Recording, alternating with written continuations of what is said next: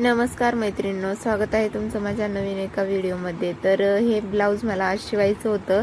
त्याआधी म्हटलं कालचं शिवलेलं ब्लाऊज थोडंसं बाकी होतं फिटिंग वगैरे करायची, तर ती आज करून घ्यावी। तर इथे अर्जुनला अभ्यास करायचा होता। आज पहिल्यांदा मनाने अभ्यास करत होता, कारण की आज त्याचा बड्डे होता आणि इकडे पावसाचं वातावरण होतं म्हणून लाईट गेली होती। त्यानंतर लाईट आल्याच्या नंतर मी फिटिंग वगैरे केली आणि ह्या ब्लाऊजला ना खूपच कपडा कमी पडला होता। पायपिंगला पण दुसरा कपडा वापरावा लागला आणि त्यानंतर म्हटलं बड्डेची तयारी करून घ्यावी। तर इकडे सारखा पाऊस चालू होता, बघू शकता तुम्ही किती पाऊस येत होता।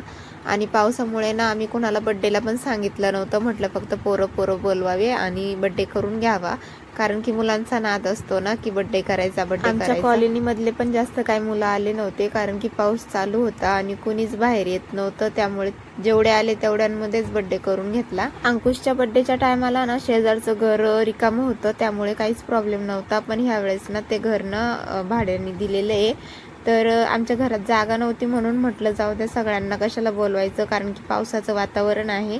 बाहेर पण जागा नव्हती बसायला उठायला आणि घरात एवढे मावणारच नव्हते, त्यामुळेच आम्ही काही जास्त कुणाला सांगितलं नाही।